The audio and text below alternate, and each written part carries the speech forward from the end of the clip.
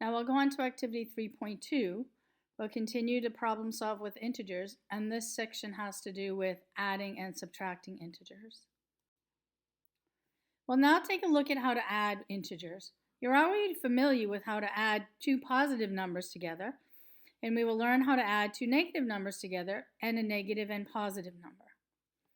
We know how to add two positive numbers together.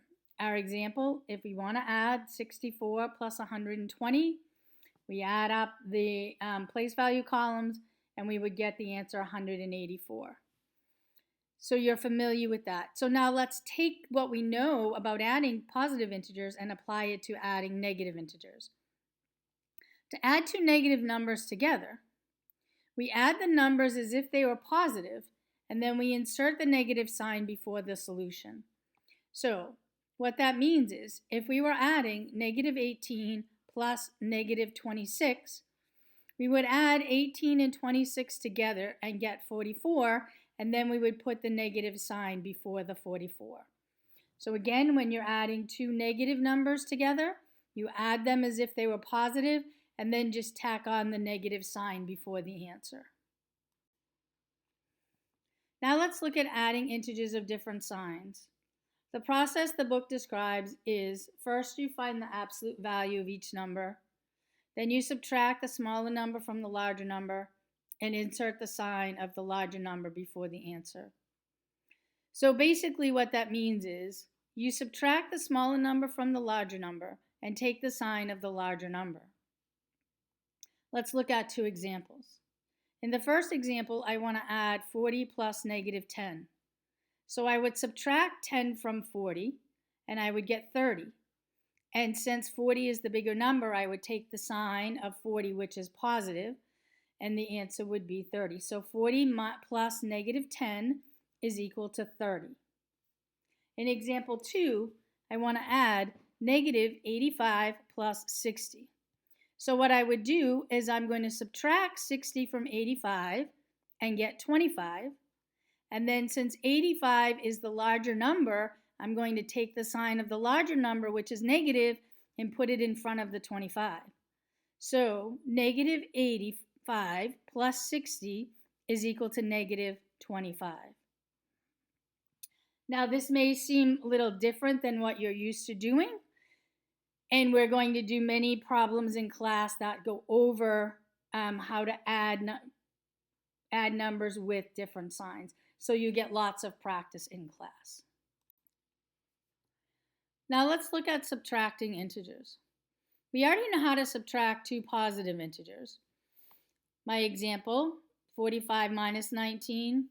We subtract the place values, we do the borrowing, and 45 minus 19 equals 26.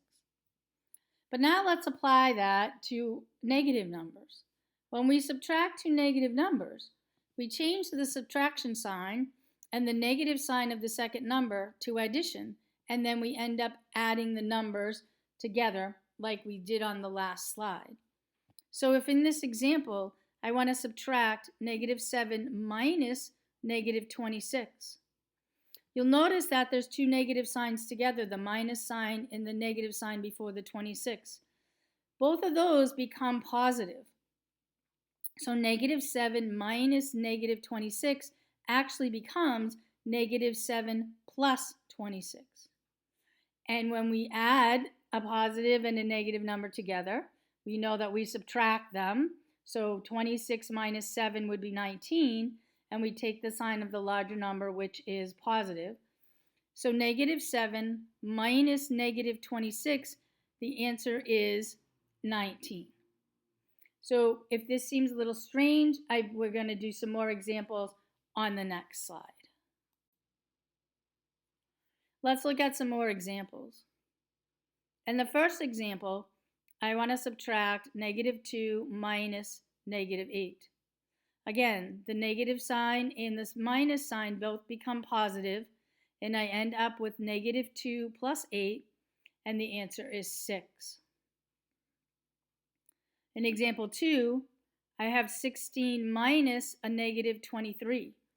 The minus sign and the negative sign of the 23 both become positive, and I end up with 16 plus 23, and the answer is 39. In example 3, I have negative 21 minus 23.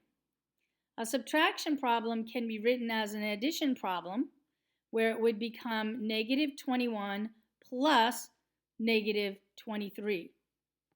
The sign always goes with the number, so that's why the minus 23 becomes negative 23.